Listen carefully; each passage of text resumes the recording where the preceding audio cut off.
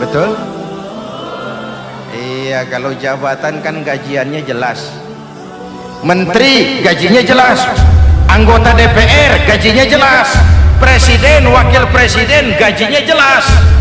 Tetapi ketika fasilitas dan kekuasaan banyak memberikan hasil, jangan heran lalu muncul penjarahan terhadap kekayaan-kekayaan yang justru merupakan milik rakyat. Ikhlas dalam menerima jabatan, ikhlas dalam berbuat, ikhlas dalam beramal. Jabatan ikhlas, ini amanah dari Allah. Jabatan adalah alat untuk mengabdi, bukan cuma alat yang melahirkan kekuasaan dan fasilitas. Kalau kekuasaan dianggap sebagai fasilitas dan kekuasaan, maka yang lahir tentu akhirnya maling-maling baru, yang lahir rampok-rampok baru, yang dikuras ya harta negara. Hadirin yang saya hormati, ikhlas menerima jabatan dengan keyakinan ini amanah Allah, amanah akan dimintakan pertanggungan jawab, ini alat untuk berbuat baik, ini alat untuk mengabdi. Kalau cuma digambarkan kekuasaan jabatan sebagai kekuasaan dan fasilitas, itu yang lalu banyak melahirkan rampok-rampok baru. Jauh berjalan banyak dilihat, dan pengalaman adalah guru yang paling bijaksana. Pantang seorang muslim jatuh 2 kali di tempat yang sama. Hari ini lewat sini jatuh, pantas belum pengalaman. Besok lewat situ lagi jatuh lagi, goblok amat. Si amat saja tidak goblok. Kita mau bicara keagungan Ramadan yang ditandai 3 hal. Pertama, Ramadan dipilih oleh Allah menjadi bulan tempat di mana pertama kali diturunkan Al-Qur'anul Karim, kitab suci kita, imam kita, pedoman utama dalam melaksanakan berbagai kegiatan hidup. Pertama, ia berisi akidah yang tujuannya menyelamatkan manusia dari ketergantungan kepada benda, menyelamatkan manusia dari kemusyrikan, baik syirik yang jali maupun syirik yang khafi. Syirik jali itu syirik terang-terangan, nyata-nyata menyembah berhala, nyata-nyata meyakini Tuhan lebih dari satu. Kalau gitu insya Allah kita aman. Tapi ada syirik khafi, syirik yang tersembunyi, menjadikan yang selain Allah sebagai tujuan akhir dari seluruh kegiatan hidup. Itu syirik khafi. Saya sejak pakai cincin ini rezeki lancar. Cincin. Saya sejak pakai gesper ini, jangan anak gadis, nenek-nenek ngelihat saya lemes. Gesper. Ini sejak ada perkutut di rumah ini, bisnis bagus. Perkutut. Kalau komputer lebih kita kagumi dari Allah, itulah berhala kita. Kalau pangkat lebih kita utamakan dari Allah, itulah berhala kita. Kalau ilmu lebih kita kagumi daripada Allah, itulah berhala kita.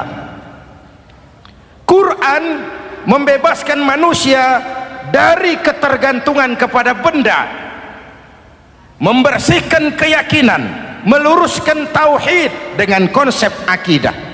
Lalu sisi yang kedua, syariat untuk mengatur kehidupan sesama manusia. Selama ini kalau mendengar syariat, yang terbayang oleh kita kan yang serem-serem, dan memang diopinikan sedemikian rupa. Padahal watak syariat itu pertama, al-musawat bainan nas fi takalifil ahkam. Ini watak syariat Islam. Semua manusia sama dalam berhadapan dengan hukum Allah. Semua manusia sama.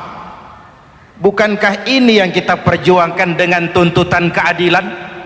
Supaya di Republik ini jangan ada warga negara kelas 1. Supaya di Republik ini jangan ada yang kebal hukum. Supaya di Republik ini hukum jangan seperti pisau, tajam ke bawah tapi tumpul ke atas. Syariat mengajarkan al-musawat bainan nas fi takalifil ahkam. Semua manusia sama dalam berhadapan dengan hukum Allah.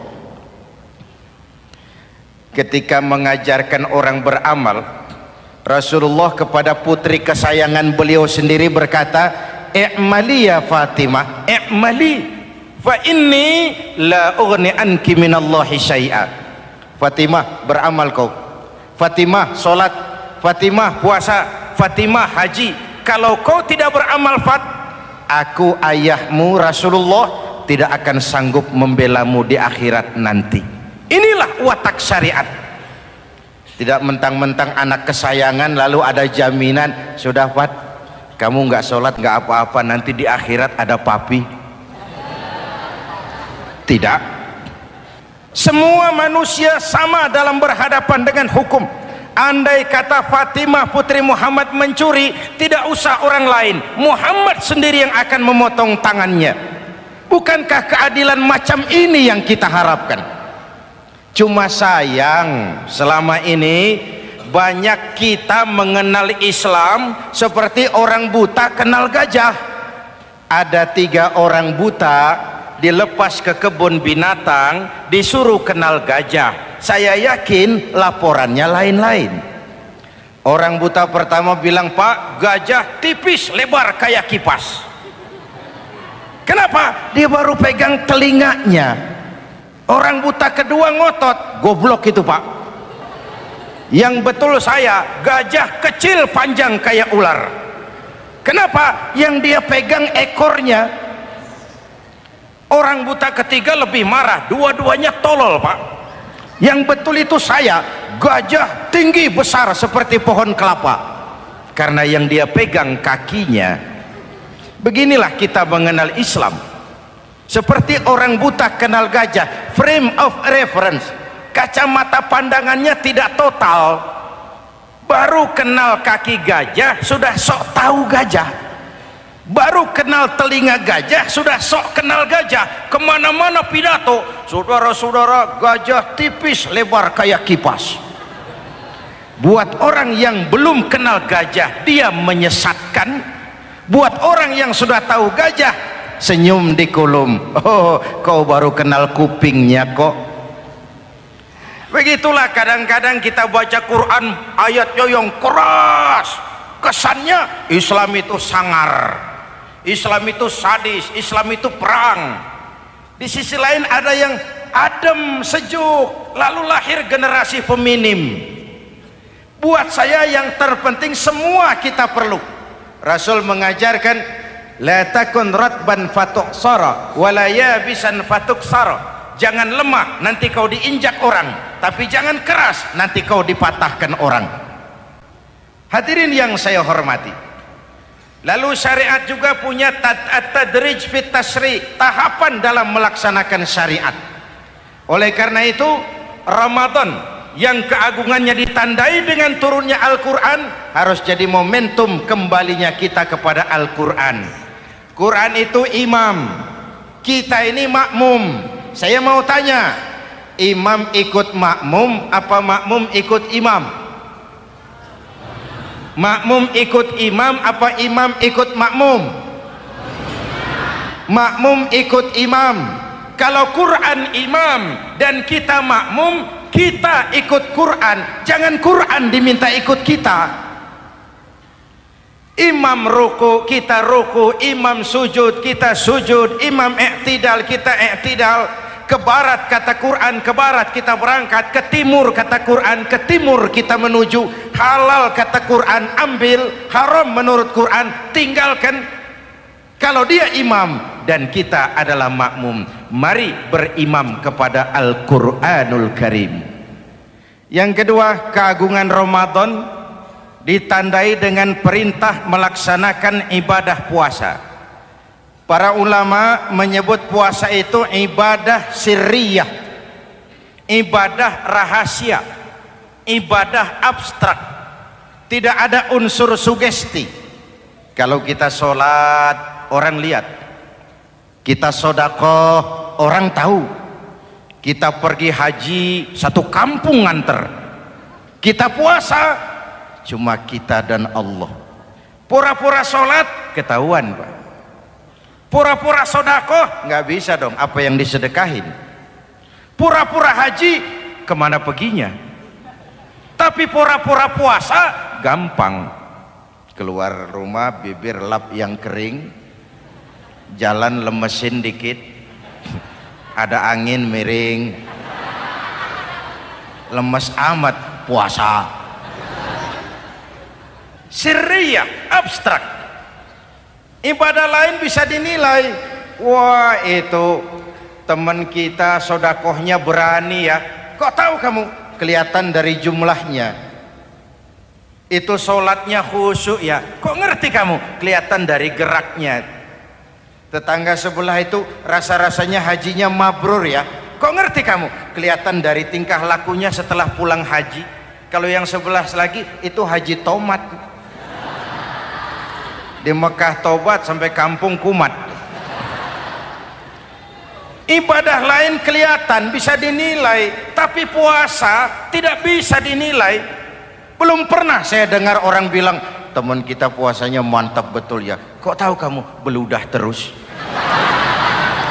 Nggak ada hubungannya. Oleh karena puasa ibadah sirri, ibadah abstrak, maka yang terbentuk dari ibadah ini pertama keikhlasan. Ini sikap hidup yang paling penting. Orang lain mau puji atau tidak bukan soal, orang lain mau dengar atau tidak bukan soal. Ini urusan saya dengan Allah. Dari ibadah sirri seperti ini terbentuk keikhlasan, dan itu penting. Penyakit yang namanya stres lalu menjadi stroke itu umumnya karena orang kehilangan keikhlasan. Tetangga sebelahnya beli TV, dia demam, panas dingin. Temannya naik jabatan, dia masuk rumah sakit. Temannya beli rumah, dia mati. Disiksa oleh perasaannya sendiri. Marilah hidup dengan ikhlas. Beramal ikhlas. Saya menyantuni yatim bukan karena disorot TV, bukan karena masuk majalah, bukan karena dimuat koran, karena Allah. Berpakaian ikhlas. Saya berpakaian ini karena perintah Allah menutup aurat, bukan karena tuntutan Ramadan. Kalau cuma tuntutan Ramadan, Ramadan saja bagus busana muslim. Selesai Ramadan kembali pusar merajalela. Menerima jabatan ikhlas, ini amanah dari Allah. Jabatan adalah alat untuk mengabdi, bukan cuma alat yang melahirkan kekuasaan dan fasilitas. Kalau kekuasaan dianggap sebagai fasilitas dan kekuasaan, maka yang lahir tentu akhirnya maling-maling baru, yang lahir rampok-rampok baru, yang dikuras ya harta negara. Hadirin yang saya hormati, ikhlas menerima jabatan dengan keyakinan ini amanah Allah, amanah akan dimintakan pertanggungan jawab. Ini alat untuk berbuat baik, ini alat untuk mengabdi. Kalau cuma digambarkan kekuasaan jabatan sebagai kekuasaan dan fasilitas, itu yang lalu banyak melahirkan rampok-rampok baru. Betul? Iya, kalau jabatan kan gajiannya jelas. Menteri gajinya jelas, anggota DPR gajinya jelas, presiden, wakil presiden gajinya jelas. Tetapi ketika fasilitas dan kekuasaan banyak memberikan hasil, jangan heran lalu muncul penjarahan terhadap kekayaan-kekayaan yang justru merupakan milik rakyat. Ikhlas dalam menerima jabatan, ikhlas dalam berbuat, ikhlas dalam beramal. Lalu yang kedua, jujur. Tadi siang saudara sholat zuhur apa tidak? Sholat. Yang sholat? Ya enggak. Sebelum sholat zuhur kan saudara berwudu. Waktu berwudu kan saudara berkemur, memasukkan air ke mulut. Umpama waktu berkemur saudara korupsi, dikit saja airnya saudara minum, jangankan hansip, jangankan satpam, jangankan polisi, teman sebelah pun tidak tahu kalau waktu berkemur kita korupsi. Kenapa kita tidak mau melakukan itu? Ada rasa malu kepada Allah. Alangkah positifnya kalau ini diterjemahkan dalam kehidupan. Sekarang kan kita berpikirnya Allah ditekan. Kamu korupsi ya? Iya, Tuhan kan tahu. Biarin, Tuhan mah tahu, nggak ribut. Nggak ribut katanya. Tapi kalau 3 orang saja tahu, geger kantor. Bayangin, Tuhan aja ditekan, Tuhan diintimidasi, apalagi orang lain. Lahir etika otonom, daya kontrol yang paling ampuh yang muncul dari dalam jiwa kita sendiri. Keikhlasan yang dibentuk oleh pelaksanaan ibadah puasa, kejujuran yang dibentuk oleh pelaksanaan ibadah puasa, lalu kesabaran. Kata Nabi, as-siyamu junnatun, puasa itu benteng, dinding.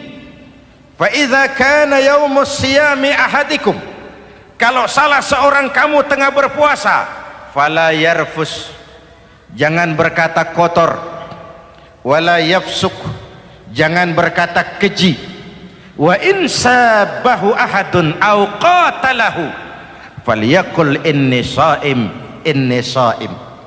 Kalau ada orang mencaci maki dia, bahkan mengajak dia berkelahi yang menurut ukuran dia mesti menang, tapi karena puasa, maaf, saya bukan gak berani sama kamu, saya sedang puasa. Kalau mau berkelahi juga ntar aja habis buka, segeran dikit berantemnya. Inni shaim, maaf, saya sedang berpuasa. Itu merupakan benteng. Orang itu kan kalau lagi puasa kondisi lapar, haus, temperamen kan tinggi, sedikit tersinggung temperatur naik, sama marah gampang. Kalau waktu begitu dia bisa sabar, ketika kenyang sudah nggak ada masalah. Sabar baik dalam taat kepada Allah, sabar dalam melaksanakan perintahnya, sabar dalam meninggalkan larangannya, dan sabar di dalam menghadapi musibah, kesulitan-kesulitan dalam kehidupan kita. Hadirin, kalau ibadah berpuasa kita baik, kita yang malam ini pasti bukan kita 20 hari yang lalu. Kita yang malam ini, kita yang sudah ditempa oleh penggojologan Ramadan, ditempa oleh kawah candra di mukanya Ramadan, sehingga membias dalam pembentukan pribadi. Setiap ibadah yang dikerjakan dengan benar pasti punya dampak positif dalam meluruskan moral orang yang melaksanakan ibadah itu sendiri. Jangan sampai terjebak kepada rutinitas ritual. Akhirnya seperti yang sering saya ungkapkan, sholat rajin, maksiat tekun, baca Quran mau, fitnah orang hobi, sedekah ya sedekah tapi nyolongnya lebih gede dari sedekahnya. Sedekahnya cuma untuk ngumpetin korupsinya. Akhirnya jadi lipstik, akhirnya jadi dekorasi. Setiap ibadah yang dikerjakan dengan benar punya dampak positif dalam meluruskan moral dan memperbaiki akhlak orang yang melaksanakan ibadah itu sendiri. Begitulah Ramadan, ada pelaksanaan ibadah puasa. Dan untuk puasa Nabi bersabda, lis-shaimi farhatani, farhatun indal iftar wa farhatun inda liqa'i rabbih. buat orang yang berpuasa ada dua kegembiraan yang tidak dimiliki oleh yang tidak melaksanakan puasa. Dua kegembiraan. Pertama, farhatun indal iftar, kegembiraan menjelang saat-saat berbuka. Hati itu besar, rasa optimisme, padahal bukanya cuma sama tempe, sama tahu, sama ikan asin. Tapi entah makin dekat maghrib hati makin berbunga, ada kebahagiaan yang tidak bisa diceritakan. Allahumma lakasumtu, ya Allah hari ini saya laksanakan perintahmu, saya lawan rasa nafsu, saya tempuh lapar, haus, saya tunaikan semua ini. Itu kegembiraan yang puasa. Yang kedua, wa farhatun inda liqa'i rabbih, kegembiraan kedua nanti di akhirat pada saat bertemu dengan Allah Subhanahu wa ta'ala. Masuk surga nikmat, bertemu Allah jauh lebih nikmat. Hadirin yang saya hormati, bahkan di surga ada sebuah pintu yang khusus disiapkan bagi orang-orang yang melaksanakan puasa. Tidak bisa masuk ke pintu itu kecuali orang yang puasa. Dan pintu itu disebut pintu Rayyan, Babur Rayyan, pintu Rayyan, yang hanya boleh dimasuki orang-orang yang melaksanakan ibadah puasa. Hadirin, lalu yang berikutnya, ibadah puasa ganjarannya abstrak. Kalau ibadah lain kita bisa lihat itu, sholat berjamaah pahalanya begini, haji kalau mabrur pahalanya begitu, sodakoh pahalanya begini. Puasa Allah cuma bilang asyamu li wa ana ajzibi, puasa untukku dan aku yang membalasnya.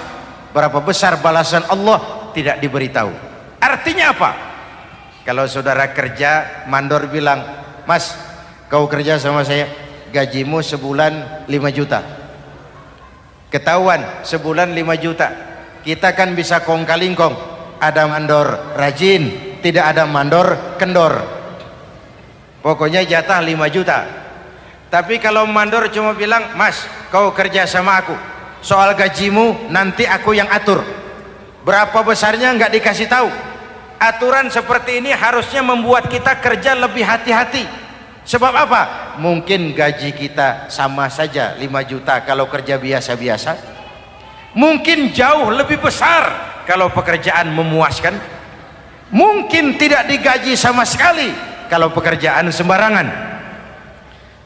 Tidak dijelaskannya gambaran pahala puasa menjadi sugesti untuk melaksanakan ibadah puasa ini dengan sebaik-baiknya. Hadirin yang saya cintai, yang ketiga soal keagungan Ramadan ini. Di dalam bulan Ramadan ada satu malam yang bobotnya khairun min alfi syahrin, satu malam tapi lebih baik daripada 1000 bulan, yang kita kenal dengan malam Qadar atau Lailatul Qadar. Sementara itu adanya pada sepertiga yang akhir dari bulan Ramadan, terutama di malam-malam ganjil. Di negeri kita lihat terjadi pergeseran nilai. Awal-awal Ramadan minggu pertama pasar sepi, masjid ramai, full house, meledak. Betul? Padahal Rasul memberikan contoh, kalau sudah masuk sepertiga yang akhir Ramadan, beliau sing-singkan lengan baju, hamparkan sajadah, lebih banyak di masjid daripada di rumah. Itu baginda Rasul. Sing-singkan lengan baju, hamparkan sajadah, lebih banyak di masjid daripada di rumah. Hadirin yang saya hormati, di situ makna meraih kemenangan.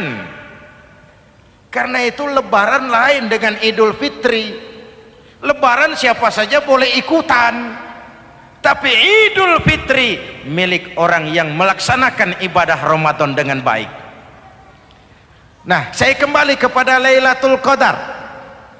Semua kita, kecil atau besar, sengaja atau tidak, khilaf atau terpaksa, pasti punya yang namanya dosa. Di sini semua yang hadir nih, include saya, apa ada yang tidak punya dosa? Ayo, jujur. Apa ada di antara kita di sini yang nggak punya salah? Apa ada yang nggak punya dosa? Setiap kita, kecil, besar, sedikit, banyak, terlupa, terpaksa, pasti punya salah. Sekarang kalau mau hitung dagang, kita diberi umur 65, 40 tahun penuh dosa, lalu taubat 25 tahun. Menurut neraca hukum dagang belum seimbang. Dosa 40 tahun ditebus taubat 25 tahun menurut neraca hukum dagang. Untung Allah tidak dagang-dagangan kepada kita. Di Ramadan ini Allah ngobrol pahala.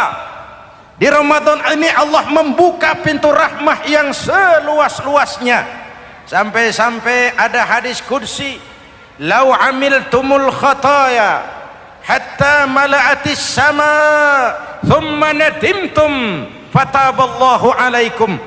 Kalaupun kamu berbuat dosa, penuh langit dengan dosamu, kemudian kamu menyesal dan bertaubat, Allah pasti akan menerima taubatmu.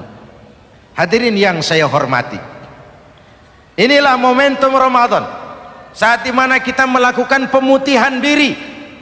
Masih ingat cerita dalam kitab Durratun Nasihin? Saya ulang lagi cerita ini untuk sugesti. Ada buajingan tengik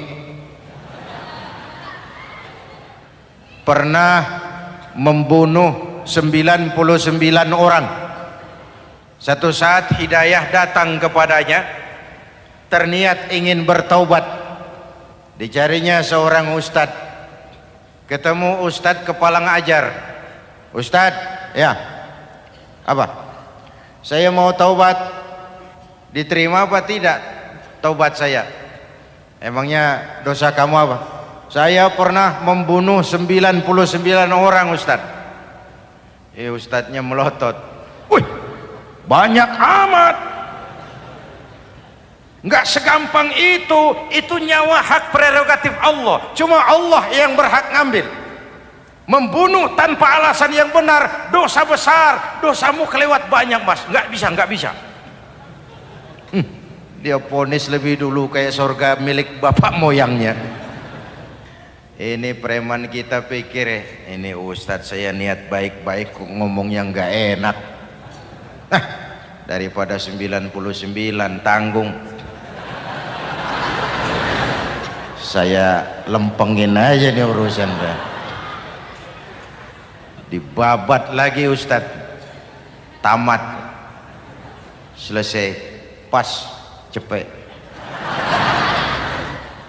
Niat taubatnya masih terus, dia mengembara sampai ketemu seorang ustadz yang bijak.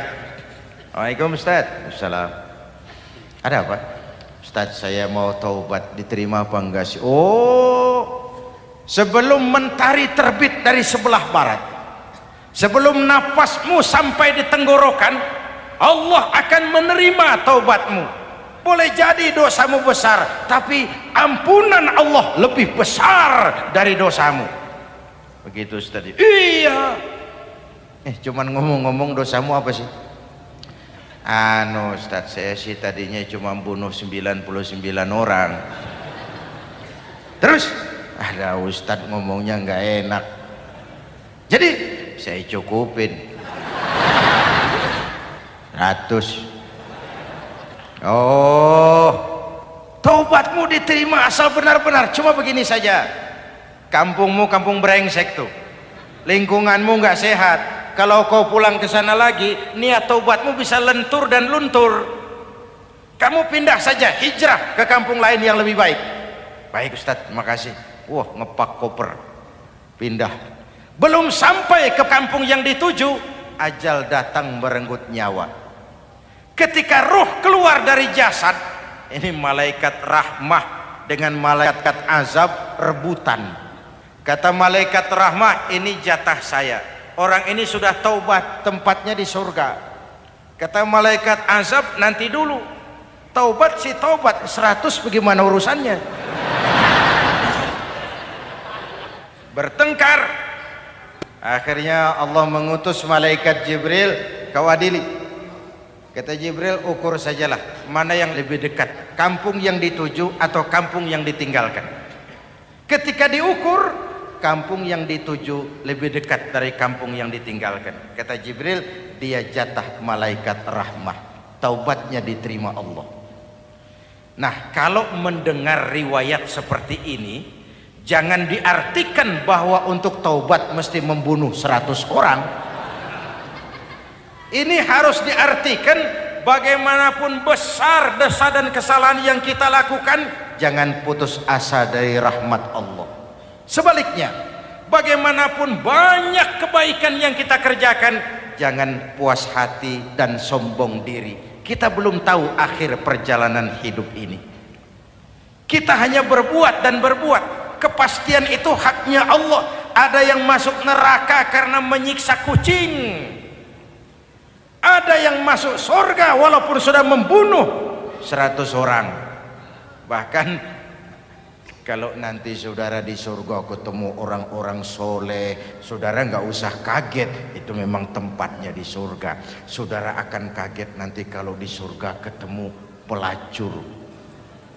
Pelacur masuk surga. Penasaran, saudara samperin, Mbak Yu. Iya Mas, sampean ada di sini, apa Allah nggak salah wesel ini? Iya Mas, saya ini ada di surga sini. Padahal waktu di dunia dulu saya ini siapa Mas tahu kan? Mas juga langganan kan waktu itu kan?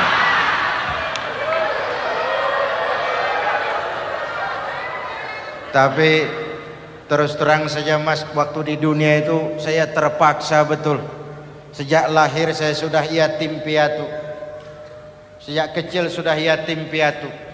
Ada tetangga saya muslim sedikit kaya, tapi pelitnya 17 setan. Akhirnya demi tuntutan perut saya merantau ke kota besar. Ada yang nolong, katanya kerjanya ringan, uangnya lumayan. Apa? Yaitu demi sesuap nasi saya lakoni. Satu malam saya lagi berangkat dagang, lewat masjid Baitul Ihsan, ada ceramah. Saya dengar dari jauh, ustadznya pidato, katanya Allah berpesan, "Lau amiltumul khataya hatta mala'atis sama, thumma nadimtum, fataballahu alaikum." Kalaupun kamu berbuat dosa, penuh langit dengan dosamu, lalu kau menyesal dan bertaubat, Allah pasti akan menerima taubatmu. Mendengar hadis itu Mas, berlinang air mata saya. Terbayang dosa-dosa yang pernah saya lakukan. Terbayang orang-orang yang pernah menanamkan modal asing.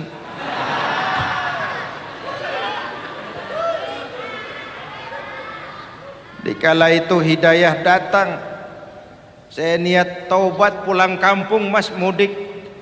Lagi ngepak koper mau mudik, tamu datang, saya bilang mulai malam ini saya berhenti dagang.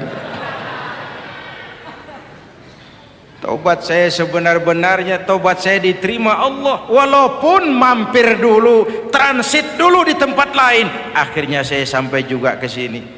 Inilah Ramadan.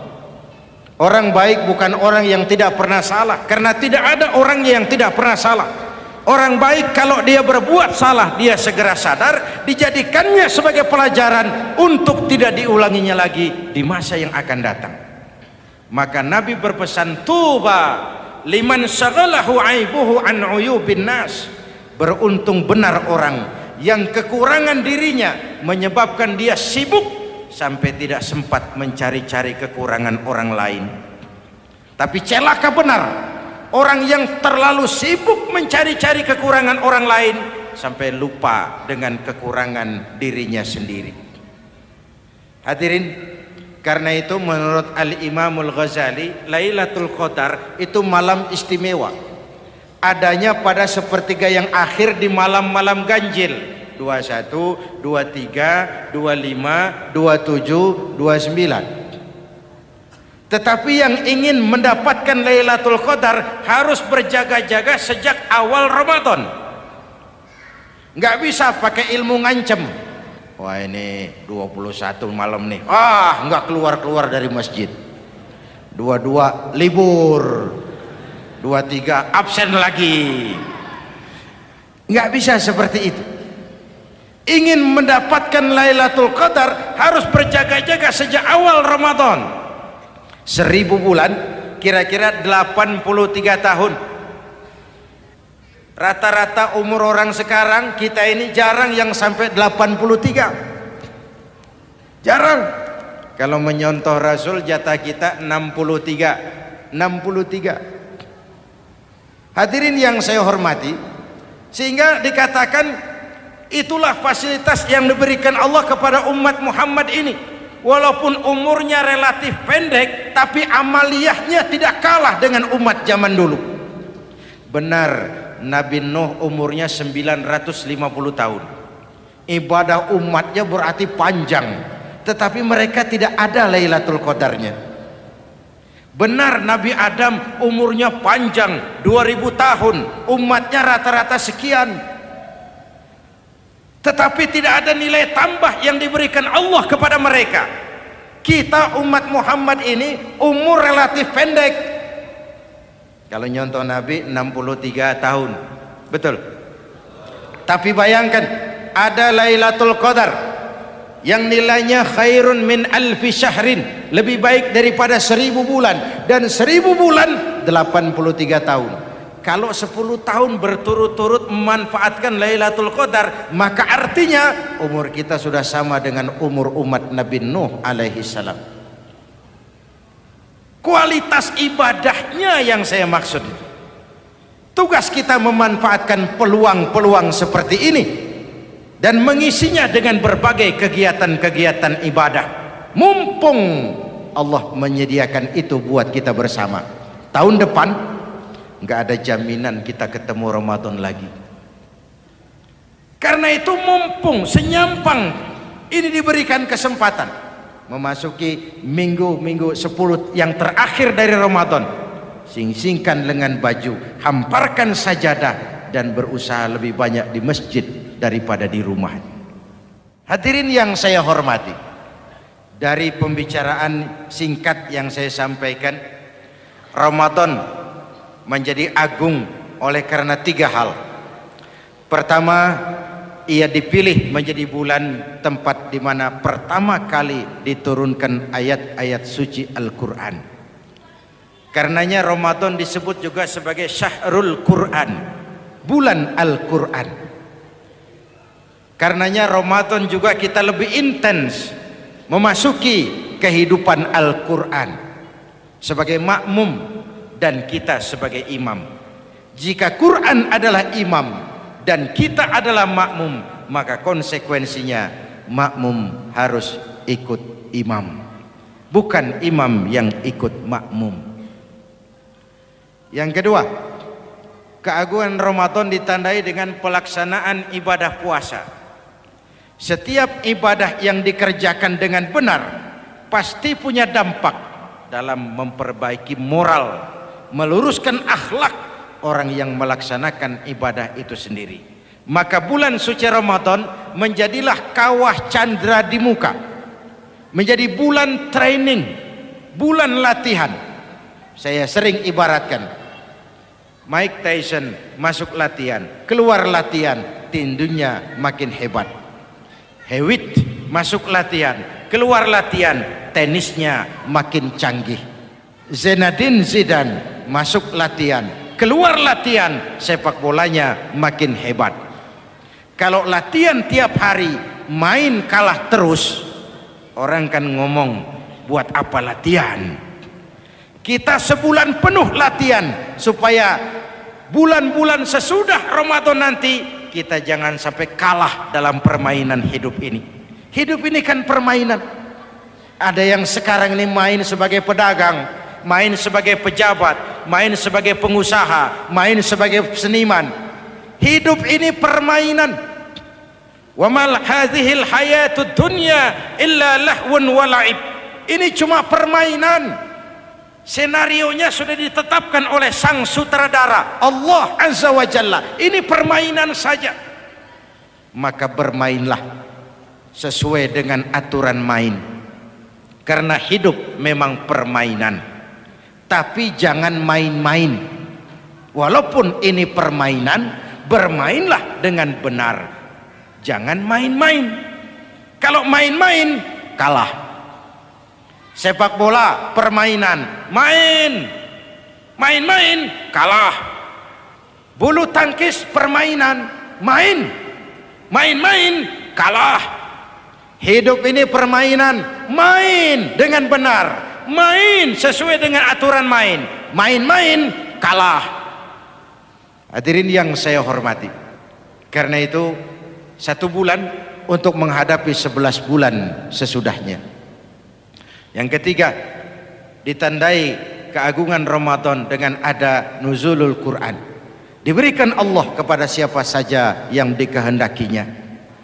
Semoga ibadah yang sudah kita kerjakan kiranya diterima Allah. Yang masih akan kita kerjakan, diberikan kita kekuatan zahir dan batin untuk dapat melaksanakannya dengan sebaik-baiknya. Ala hadhihi niyyah wa ila hadratin nabi. Al-Fatihah.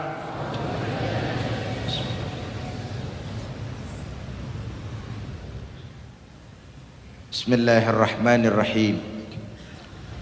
Alhamdulillahi rabbil alamin. Allahumma salli wa sallim mubarak ala sayyidina Muhammadin wa ala alihi wa sahbihi ajma'in.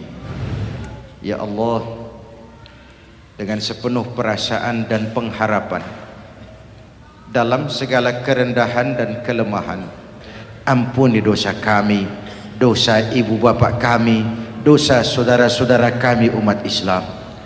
Kalau selama ini lebih banyak lalai kami dari ingat kami, lebih banyak keluhan kami dari syukur kami, lebih banyak marah kami dari sabar kami, tunjuki kami jalan-Mu yang lurus, yang apabila kami berpijak di atasnya, tidaklah kami akan tersesat buat selamanya.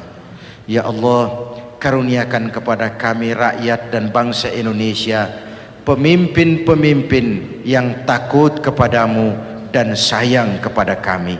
Berikan mereka kekuatan zahir dan batin untuk dapat membawa kami rakyat dan bangsa Indonesia menapak menuju hari esok yang lebih pasti dan lebih baik. Rabbana hab lana min azwajina wa dhurriyyatina qurrata a'yun waj'alna lil muttaqina imama. Rabbana atina fid dunya hasanah wa fil akhirati hasanah wa qina adzaban nar. Rabbana taqabbal minna salatana wa siyamana وقيامنا وتخشعنا وتعبدنا وتمم تقصيرنا يا أرحم الراحمين. ربنا اجعلنا من السعداء المقبولين ولا تجعلنا يا الله من الأشقياء المردودين. أفضل ما قلته أنا والنبيون من قبلي لا إله إلا الله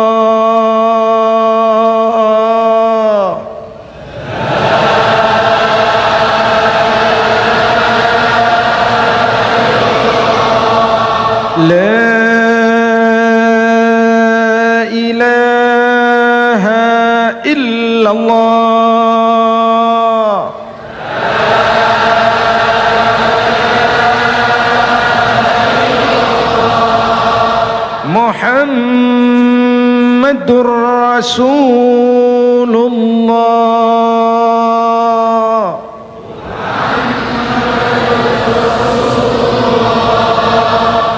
Sallallahu alaihi wa alihi wasallam. Kalimatu haqqin 'alaiha nahya wa 'alaiha namut wa 'alaiha wa biha nub'atsu insyaallah minal aminin minal aminin minal aminin rahmatika ya arhamar rahimin.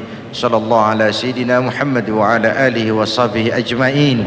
Subhana rabbika rabbil izzati amma yasifun. Salamun alal mursalin walhamdulillahi rabbil alamin.